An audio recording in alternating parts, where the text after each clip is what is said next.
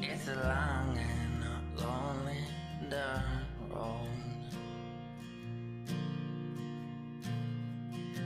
where even angels won't go.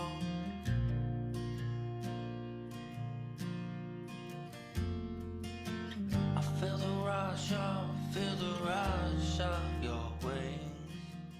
Hey everybody, once again, welcome to EvonyBites. Another episode here where I'm gonna really sort of spitball, just kind of throw a lot of things at the wall here.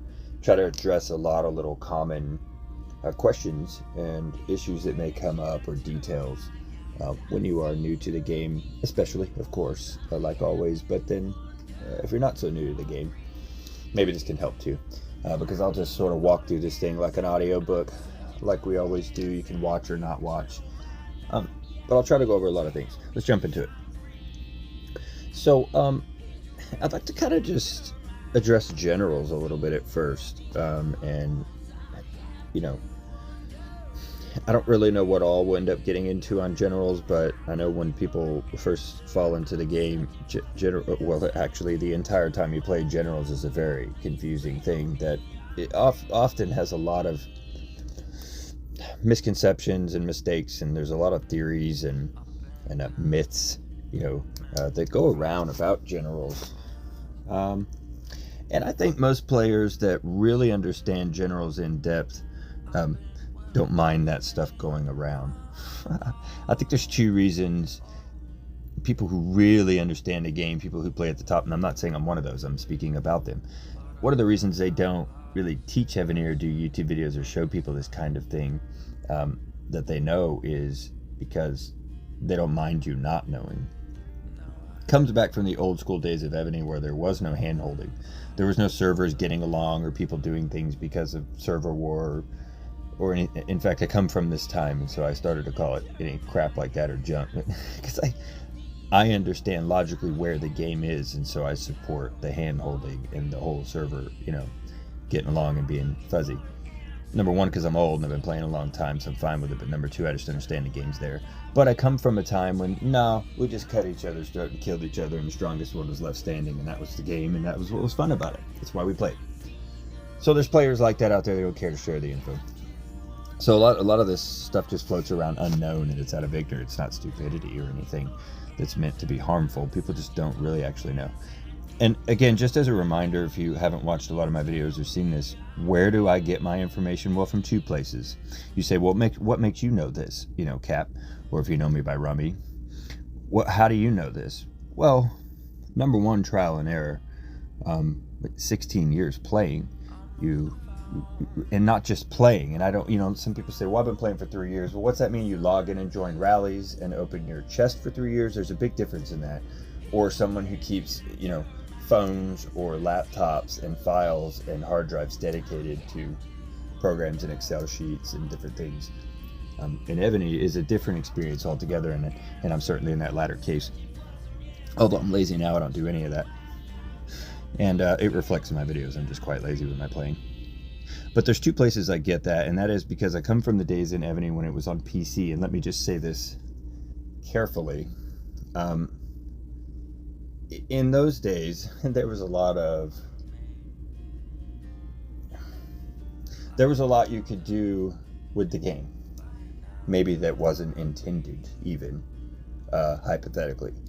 I've heard of people who could go, let's say, who could go into the back end of the game and just run the thing from an interface that actually let you communicate with the command controls of the language within the game. So, produce yourself items, all sorts of things, like completely in the back end of the game.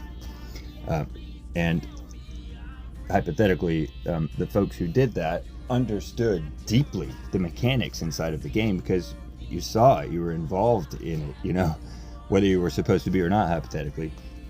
You were in the backside. So to be able to, with computer language and code, and those who know what I'm talking about, hypothetically, from back in this day, you understand what I'm talking about. You would hypothetically play the game in code. I mean, literally, you could chat with people and everything, but the whole screen was code, and you played in code. In any case, to do that, to be able to tell Evony, hypothetically, What to do through code and how to function and navigate through code obviously takes a very smart interface. But then, and hypothetically, congrats to the people who could make such a thing. And then you understand how the mechanics work. You have to be able to now say, hey, I need you to do this and do this, or when this happens, this needs to happen, or even if hypothetically this thing could fight in battle, like you could use it in battle live to do commands and counter things and have it almost like an AI that we would call it these days, but it wasn't at all AI. It was just language. But you could have it do certain things in response to certain things in battle and actually do part of that for you. But you were only as good as your code in your language, so you had to know it well. Hypothetically, maybe I did, if this were hypothetically a thing. And so I'll just say this: when Evony came out on mobile, it just turned out that it was literally exactly the same mechanics that they used. They just took their PC game, the mechanics they had inside of it, and they went ahead and moved that over to mobile. Now, they complicated it, they changed it. There wasn't as many troops. Number one, scouts are also a weapon that you can attack with in the PC Evony. And I'm not even going to go into the differences, they're massive. But in any case, I come from a place of understanding Evony mechanics at their basic foundational level. What Evony sort of just sloppily threw into mobile to use for mobile. And what makes it whacked and skewed is, number one, Evony hid really carefully after that how they function the game, whereas on PC they didn't hide that. So they tried to clunkily hide it all in there and then add all this new stuff and change the game, but still use the same basic principles. Well, ever since then, they've only expanded and built upon that same foundation. So no matter how complicated it gets, as long as you're learning how the new layers and things they're adding on, all these features and stuff, stack onto the original mechanics never go away. They're always at the foundation and they build themselves up. And a lot of people, and I would say most people, because how else can you do it, work their way from the top down through the information and how Evony works based on the newest thing or the newest event or the newest general, which is very difficult to work yourself down to the core and the foundation of how Evony actually functions from the top down, from the newest down. So I have an interesting perspective, as do many people, from the same category as me, and it is no greater or no less than any other perspective that brings great experience, only explaining mine to give it a little validity or at least an understanding for you of why I think it's valid, as I've built upon that. Secondly, I think just intuitively, instead of following rules in the game or doing what Evony says, I think intuitively, I think you just need to try things that work. And the game is extremely vast. And in any case, I'm not going to get off on that too long, man. The primary thing here is you could take what I say and go try it, look at it in your account, watch me do it and play with it and everything, and decide if it works or it doesn't work for you, and use it or don't use it. That's the beauty here. No one's really hurt or harmed. All right, so let's go into generals here and just focus. So one thing I wanted to show real quick is what general works where. Now, I have definitely talked about this on the channel before, but I don't know that I've just done a focus spot on it in accordance with general information, so let's do that. When a general says when general is leading the army, and that's what signifies what basically activates this special skill over here, this gold book to the left, then that means that general is going to be active with that skill in any case that it is active in a battle. Okay, so if it's on the wall and someone hits you and you defend, well, it's leading the army, so it's active. If you're in a sub-city and it gets engaged and it has to defend, it's leading the army. If it's sent out on the field to attack someone, it gets engaged, it's leading the army. So there's not a case in which general is leading the army. It doesn't apply. It's a very broad general, and please be creative and inventive with those generals. When these first started coming out back in the day, they were very much geared towards attack, and no one would ever consider using them on the wall. However, view my channel, I've been doing it for a very long time, using attack generals on the wall, or quote-unquote attack generals on the wall, as long as they see when generals leading the army. And I think Evony is beginning to gear these type of generals actually towards being used on the wall. Pay attention to that. So, and in fact, that is where I'm using this general. I do have her on the wall. Now, let's take a look at, let's see if I have a dedicated defense gen. I doubt I do. And if I don't, oh, that's easy. We'll just go look at one. Who's in here currently? I don't think so. Might have missed one, but let's just do this. Does anyone have a defense gen going here? Maybe not. I think I'm the only one up here with a defense gen.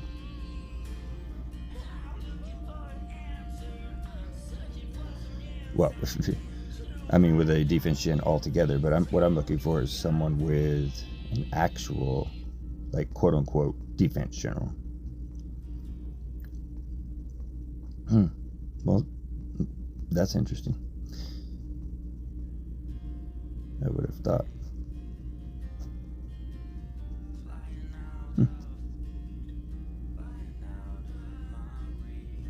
Oh, looky here. William Marshall. Thank you. Excuse me. Now, excuse me. When we go into William Marshall, we can see here that it ends with when general is the main city defense general. Now, that is what makes that specialty active, okay, shall we say. And in this case, there is only one case in which that is active. One, and one case only. Let me be clear here. And that is when the general is the main city defense general. You cannot go put that on your sub city and be like, hey, that's my main bitch right there. Like, I really like that sub. It's a blue one, you know what I mean? Or it's a purple one, or it's a gold one. So, you know, I'm gonna send my homie over here, and that's my main city. It's my main city, you know. No. You go, well, he's defending the sub. No. It is literally talking about your main city, that big fat one, that crispy little critter there that you run around with and teleport. If the general is the main city defense general in there, then that specialty is active.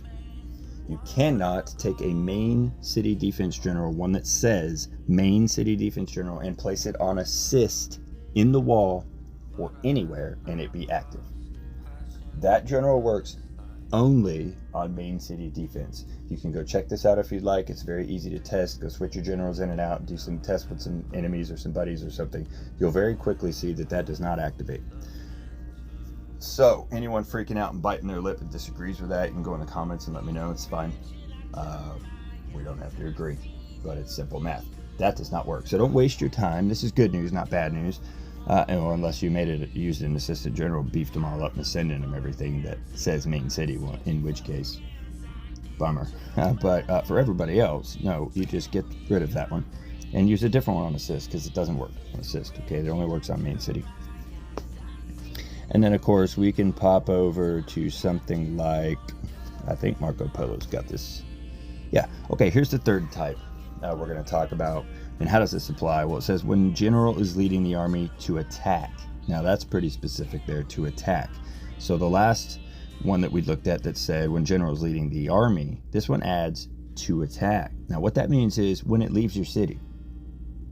Okay, because pretty much any case in which it left your city to engage in a battle. That's exactly what it left to do. That is an intentional battle that is taking place, and that is therefore an attack. That is also when you send that to reinforce someone's city. Even though technically, yes, I know it's confusing. You might be defending. If you send it to reinforce someone's city and they get hit, you're defending technically, but you sent it as an attack wave out of your city, and therefore it is active. Now, in no other case is it. If you were to place it on your sub-city, no, you're defending technically. If you were to put it in your main city, no, you're actually technically defending. That's not active. Test it for yourself. That will not apply. So don't waste your time. And good news, let me clear that up for you. These generals that say to attack are only to march out of your city. Now, does that mean he's chained to a wall and won't physically get his ass up and go march out of your city if you send him? No, he will. His special skill right here just won't be active, so you will be sort of the laughing stock of everyone. So don't do that. Use a general where it appropriately goes. And that should clear some of that up. Now, are there other ones that are specific? Yeah, like duty. I mean, this seems obvious to me, but I guess let's just take a look here. So a general with a specialty like this, it says when general is the archer camp officer. You know, you can't just place him in the jacket of an archer camp officer. You're like with the patches and everything, whatever it looks like. Use your imagination. You take an archer camp officer, put him in that jacket, maybe his pants and undies or something, and then like send him over to a sub-city and be like, hey, just tell him you're an officer. You know, no, man. No. There's one case in which a duty general works, and that's what we're going to call these right here because that's what it means. An officer is a duty general. When a general is a duty general, it will only work on duty, and it will only work in that building that it states, nowhere else. Now that does seem obvious, but just for the sake of going over them, we'll go over them. And then the last one I would point out that what I'm going to call subgen.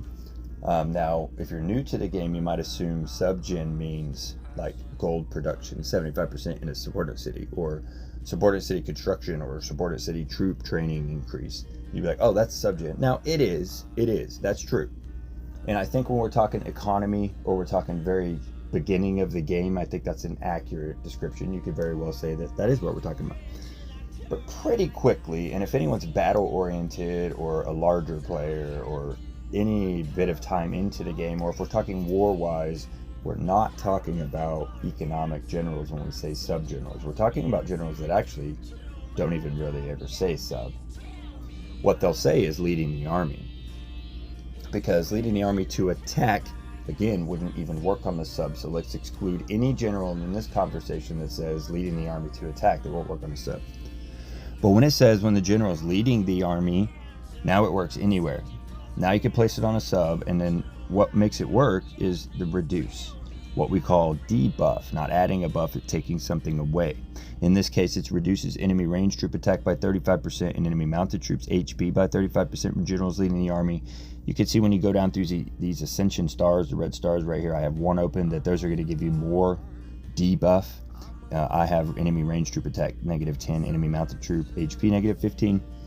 So all the negatives on this guy, including this specialty that I've got right here, -2, inside of his specialty here, they all apply on the sub, because what that does is anytime this general engages the enemy, based on this specialty, anytime it engages the enemy, the debuff is going to apply to the enemy's troops. So automatically on every sub, let's say I have 10 subs with a debuff general on every one of those debuffs stacks, because every general is fighting its own battle against the enemy, engaging the enemy troops, therefore activating a debuff upon them, but as a collective whole, they're doing it all at once. So, you know, your attack general and all your subgens, or your defense general and all your subgens, are all going to fight at once, but independently, applying their stats or debuff stats to the enemy. So being on a sub, whether I'm defending or attacking, I get these debuffs applied to the enemy just by him sitting on a sub. So these ones that say debuff, can you use them on the wall or attack or something like that? Yes, you can. It's just, it doesn't really make much sense to not give the troops you're using to attack all of the stats, positive stats that you can, raising their abilities, while at the same time utilizing subsidies to simultaneously apply debuffs. And this way you kind of maximize the usage.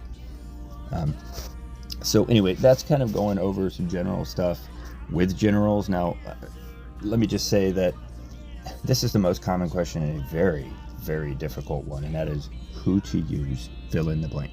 Who to use for attack, who to use for archers, who to use on the wall, who to use for a mayor. I mean, I think my eyeballs would fall out and I'd pull my hair out if I thought I could ever actually answer that question. If someone can, bless them. But there are so many generals. There's just so much. There's so much going on. I would say there's a couple factors to keep in mind, and I've said this before on the channel, but that is, if a general is not 25 or 30% in whatever you're after, as far as troops are concerned, like an attack general or a defense general or something like that, then it's not a general you should invest in. Okay, so, and to me that's even baseline entry level. But if you've got one that says archer or attack 25% or 30%, okay, that's entry level. You can invest in that if you don't think you're going to be able to acquire more, or you're free to play or something like that. But anything under that, we can just go ahead and cancel out. Now at that level, I would want higher, but here's another, but that's up to you. Okay, I'm just saying baseline entry level, 45-50% on something, you've got an optimal and premium choice right there, and it may apply with a lot of other rules. One being, what the hell do you need it for? Do you need an archer attack general? Okay, then it needs to be archer appropriate, and in my opinion, attack, maybe even range, archer range, and then HP and defense would be priorities to look for. Attack always for archer would be priority for me. But 40 to 45 to 50 is premium. 25 to 30 is entry level. So anywhere in that range, you're okay with that general, as long as it actually works based on the rules we previously discussed, and it actually applies and gives you stats onto something you're actually after, whatever you're doing. So let those things guide you a little bit, and you're just gonna have to figure that out as you go based on what you can actually get. Is this the best I'm going to get today? Then it would make no sense to wait around. Let me invest now. That would be the better choice. Well, can I get better? I'm pretty confident I can. Well, then, let me get another one. Look, it's a vast game. There's a boatload of styles, a boatload of plays. There's really no overall black and white when it comes to how to play. And you've got to pick your style. You got to figure out, that's the first question anyone has to ask themselves and answer, or ask other people and get answered, is what do you want to do? Do you want to kill bosses? And I say this because you can't do everything. Only some players can do everything, and no one's doing that in the first couple months anyway. No one. I don't care. You're not doing everything well. Great. Anyways. And if you could pick to be okay at everything, or really damn good at one thing, I'm telling you right now, you can beat everyone with the damn good thing, but you can't beat anybody with a bunch of okay stuff. So pick what you're doing. Bosses, or attacking players, or defending, or farming. Or stealing resources from other players, whatever your specialty is, focus literally everything on that. And then as you make decisions going through the game, do I make this gear? Do I pick this general? Do I do this tech? Do I do this that? Do I build this building? Well, with every single thing that you do, ask yourself, does this benefit that single thing that I'm trying to do? That focused path and that one goal I have at the end, does it affect it at all? And if it does, how greatly and how much more positively can I affect that outcome? And then you don't really need to ask anyone unless you don't understand how it applies or how the math works, then ask someone. But if you can clearly look at it and see, well, I'm going to get 1% more towards what I'm after in my focused goal than any other option, well, then I know the answer. Is this a better general to get to that focused goal I want at the end, whether that's killing bosses or killing people? Does that thing get me there the better than every other option I have? Well, then that answers the question. So get that focus and funnel literally every decision you make into that one thing. And if other things lack, and they will, that's okay, they're going to suck anyway. You're just trying to get one great thing, and then eventually now you have the best thing you can have the whole way you're playing, because you focused everything on that one thing and you're really great at that one thing. And you can utilize that now and all the way through, and then eventually fill in everything else and be great at many more things. But why not be great today, next week, tomorrow, next month, and then also the whole future? And to me, that's the focus. Everything in on one thing and be super good at that one thing, and then slowly fill everything else out and become good at everything. Some people choose to just kind of suck for a year or suck for 6 months, talking about how they're going to be amazing when they get this, or how they'll be amazing when they line that out, or they just want to have everything kind of going. Well, okay, more power to you. I'm just saying there's a way to kind of cheat. I mean, it's not really cheating, but it looks like it is when you just power ahead at one thing really well. And I will call that the domino effect. Okay, so when you ask a question, that question should be answered with questions, right? So you're constantly trying to figure out kind of what you want and where you're going, and then that should naturally guide the decisions that you make. And it's really a domino effect. So as soon as you decide for yourself, I want to go for bosses because that helps me grow well and it helps my team the best, and I can bring a lot of chest and resources and goods to myself while also helping my team get the same things. And so I want to go for bosses. Instantly, that's a domino that now starts other dominoes, because you'll go in there and be like, okay, I need to get a cavalry gen going. All right, well, I need to build some cavalry. Well, I can't build cavalry without having the tech behind them. Okay, so let me build that. Well, I can't send enough, so let me build my rally spot and get. So it starts this whole domino effect, or this waterfall effect of things that need to instantly happen because you've already determined what you need to do as an end goal. So don't determine what to do today to lead you some unknown place. Determine the place you want to be at, you know what I mean, and then funnel. And then this domino effect will start, and everything kind of begins to answer itself. Now, I get asked this quite frequently as well: what pack is best to buy? Now, that could be situational. Let's say you're after a particular thing, or you want a lot of something, or something like that. Well, then that doesn't have a black and white answer. You just have to figure that out. But to be honest with you, up here in this top right side where you see 2 days, 13 hours, 21 minutes, it looks like a lovey heart, because it is. It's this Valentine's Day sale. Now, it happens to be Valentine's right now, but there's usually an on-off event, a minor event, and a major event, a minor event, a major event. The major events are often based off a holiday. This one happens to be. You can come in here and select, $99, $49, $19.99. They used to force you to buy this all the way up 75 to 100. Sometimes on a new server they still do.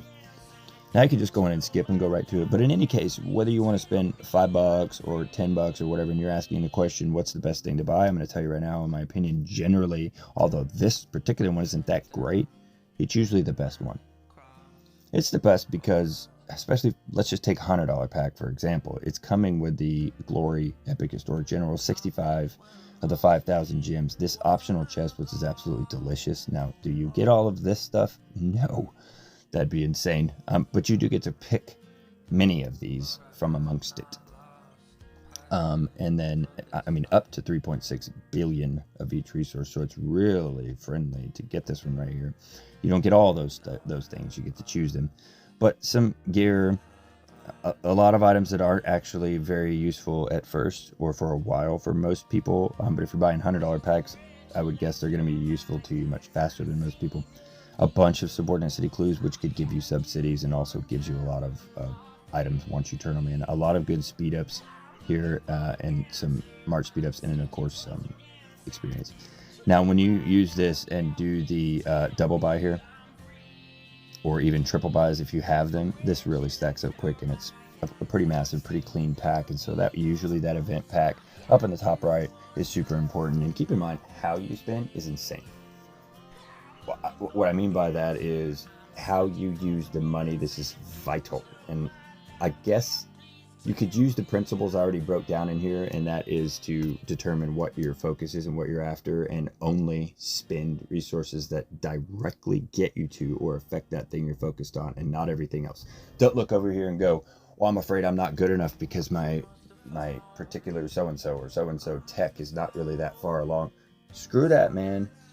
Leave an entire tech tree empty for all I give a crap the way I play. Just make sure the one you're after, that it gets you to your goal and what you want to do, is absolutely fat and full and mature. I would rather see one tree absolutely done and the rest empty than all of them done about, quarter of the way down.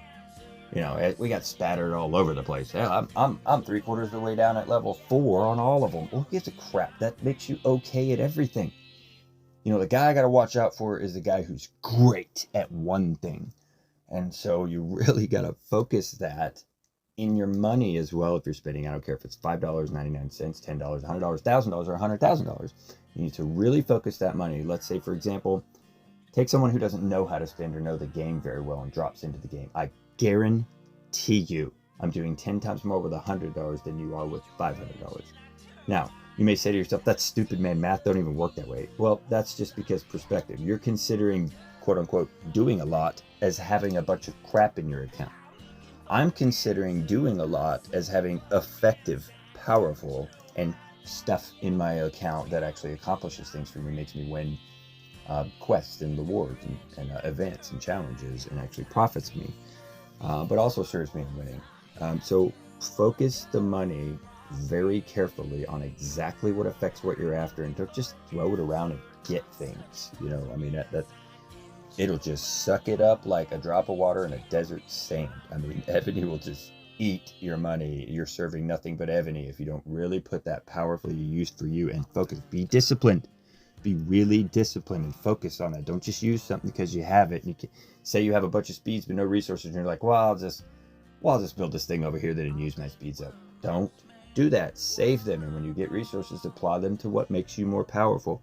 Concentration, concentration, concentration. I don't mean mental focus, even though that's amazing. I mean funnel. Divert everything into a smaller and more compact and more powerful place moving forward. What is Kill Event and when does it happen? For some reason in a new server, no one can really understand this thing, but it's called Kill Event. Essentially what that means in almost every server, with few exceptions, is that other than relics, resource spots, barbarian cities, things like that, that you can die. If you don't have a bubble on, you're dead. If you're sitting in a camp, you're dead. If you're in an alliance city, you're dead. If you go anywhere, you're dead. If you fight, you might get hit. That's Kill Event, and this is a Monarch Event 5. Now, for your very first one, it could fall weird. It could fall on 4, could be a day long, could fall on 5, could be very strange depending on your timing. But once that's lined out, it's Event Monarch 5. I don't care if that's Thursday night for you, Friday morning for you, how that may fall, but that is reset. Okay? Reset Monarch event 5. What's going to happen is anywhere from 1 for your first one on a new server to a couple days, it's going to be deadly out there. There is one answer, and that is bubble. Unless you're on a pansy server, a peaceful server where no one ever fights, then, I hope we face you in server war. But for everyone else, just bubble up during kill event, and you don't have to worry about that. Kill event's very simple. There's rewards to have for killing people. It's fun. Let me just introduce a little bit of game theory right here. I happen to subscribe to the fact that we can all be friends and fight. We can all help each other and be in different alliances. So if I have friends in an alliance, for example, this is something most players deal with really bad. You got friends in an alliance and you love them, you want to stay there, but actually you're not that happy there and you want to go somewhere else, but you just stay anyway. Well, you, sir or ma'am, are wasting your absolute game. You invest in it. It's your game. You started playing it for you. You do come first. That is absolutely true. So I wouldn't sacrifice anything to stay with anyone in this particular example. What I would do is go where you're happy and remain their friend and continue to help them. I don't understand why anyone thinks you have to be in the same alliance with someone to be friends with them. I'm friends with people in every alliance. We're best friends and we help each other. I help them from where I'm at, but I've got to be where I'm happy. So make sure you guys get in a happy place and don't just get stuck there because of a friend or you owe something somewhere. That's your game, man. And there's kind of 2 ways to play Evony in this particular sense, and I choose option A. Option A is I don't play a social game as war as a side aspect. Some people do, and that's okay. I play a war game with a social aspect tied to it. So I super enjoy the social aspect. It's important. I want friends. I want to get along. I want success. I want to win on my server. But I'm here to play a war game. I'm really serious about the war game. It's why I'm in a smaller alliance. It's why I'm focused over here. Do I like the social aspect? Do I need it? Yes. Do I miss a little bit of it because I focus so much on the war game part? Yes, but that's just my priorities. I love the hell out of the social aspect, but it's there to enhance my war game. Now, a lot of people play where they're there for the social aspect, and occasionally they play a war game as a side aspect to their social game. That's fine. In that case, you probably want to stay in a big social alliance where there's friendship, even if you're not happy with the game itself and you're not winning. But, understand how that breaks down. Be in a good place for what you want to do there, and there's kind of 2 ways to lean towards that. And anyone who plays with me or wants to know how I play, I'm not cold towards the social aspect or don't need it. I need it as much as everyone else. I just make a sacrifice. Just like if you choose social life, you make a sacrifice to not be as excellent towards the game itself because you're interested in the social aspect. You can't have both. You're going to be best at one of them. I just choose to be best at the game and then just apologize to my friends that I'm sort of clunky about the social aspect, But we win, so they fist bump me, and we all know that. They know that about me, so no disrespect, man. It's just priorities in the game. General server rules I kind of addressed because I did a sort of a video about this. But usually during kill event, you've got a bubble. Sometimes you don't. Outside of kill event, many servers now you don't. Get involved in this discussion if you're not. If you're early in a server, late in a server, and you haven't sorted it out, get involved in a discussion with the server and figure out what you guys want as a server. I don't really like the whole kumbaya aspect, but it doesn't matter. It's there. So work with your server, get along with them, figure out what's best for everybody, find out what's best for your team, make that happen. Create and respect some server some server rules. Now, I think I've really let my screen go blank several times. I'm bored the crap out of you guys talking about a bunch of junkie. But I will probably get off of here. But real quick here, I wanted to show a March preset just while we got a second, because this is another thing that I'm constantly asked. And while we're in here and we're just kind of going over a lot of things, I want to real quickly point out this layering right here, these 1,000 of each one that I carry in here. I don't carry 1,000 because that's a requirement, nor am I saying that you should carry 1,000 of each, but I am saying you should have something of each, a representation there, a spattering, if you will, because every single troop type that you send grants you 1 round in a turn-based round game in which you get to attack the enemy and they have to defend within your round. And then each troop tier also gives you a round in which you get to activate and attack the enemy within the round. And so obviously if I sent one tier, let's say I just sent all T13, you could say, hey, Cap or Rummy, that's like thousands of troops more you could just add to your T13, which are far more powerful, and send it at the enemy. But yeah, okay, it's true in one sense. I have more T13 going at them, but I would then, and in that case, now have archers, which would be 1 round. I would have tier 13, which would be 2 rounds, and I would have the natural granted round. I would have 3 rounds now within the major round in which I get to attack the enemy. Great. But by sending all of the tier that I have and all of the type that I have, we're talking 13 times 4. Now, that's how many rounds I get. So the point of layering, and that's what we'll call these, if you ever hear layers, that's what we're talking about. We're not talking about send cavalry and archers and siege together, or send siege and archers and ground together. It's not layers we're talking about. We're assuming that it's going to be pure in one troop for the most type. And then layers are all these little tiny things, all your different T1 to T10 to T12 to T13 or whatever that is, granting you the rounds. Now, the reason I have 1,000 in there myself is because I can accommodate it with the size march that I can send. It doesn't hurt me too bad to have 1,000 each. Plus, they hold up round after round after round. So there's consecutive rounds. We're talking about rounds. So each time there's a round, you lose a little bit. Well, since I have 1,000 in there, I can afford to lose a little bit each time and still continue to have those in there on consecutive major rounds, which keep granting me more attacks. So it thickens and beefs up your side of the fight and gives you more opportunity if you've got the layers. Now, if both people have them, that just evens you back out, but you better make sure you do have them, because if they do and you don't, you've just lost yourself quite a bit of boost in that fight there. Now, on an archer attack here, I've just decided, I used to run, you can look at my old videos, I used to run a archer siege supplement attack. It's sort of a combination between siege and archer.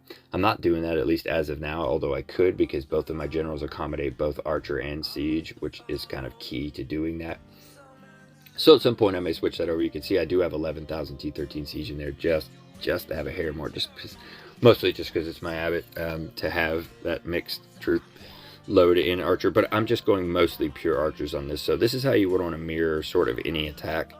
Your maximum troops up at the top, and then a little bit. You can go 10, you can go 20, you can go 50, you can go 100, you can go 500 of these layers, but make sure you've got every single troop type and layer that tier that you own represented in an attack wave. Not with monsters, but with players. Player against player. You want to have those layers in there. Now here's an example of a cav march. You'll see the exact same thing essentially here. Okay, got my layers laid in there. Oh, well. I never finished this one because I'm lazy and I just built this, but I'll have to go down and put 1,000 in every single layer down here as well. Okay, get this filled out. But you can see that I go pure cav on it again with the layers all the way down. Back to archer, pure archers on it with the layers all the way down. Essentially, that's overview, quick snapshot of a march. If you're just wondering, get with somebody and ask how to fine tune that thing. And you'll do a lot better with that. But make sure you have the layers in there. Inquire with someone who knows about the layers. If you're not sending layers, you're doing it wrong. All right, guys, I'm going to go ahead and wrap this one up because I went over a lot of stuff, kind of droned on, let my screen go blank a few times. I don't want to bore anyone who's really into visual stimulation. Sorry about that. But for those who like books or audiobooks, or for the true nerds, yeah, this was probably a good one. I hope you guys enjoyed it. I went over a number of little things there. If you have any questions or comments about any of them or disagreements, let's talk about it in comments. Please, guys, enjoy the game. Happy hunting out there. Stick with the channel. If you haven't subscribed already, please do so. Let's rock this thing and have a great evening, morning, or afternoon. I'm EvonyBites, guys. I'm out.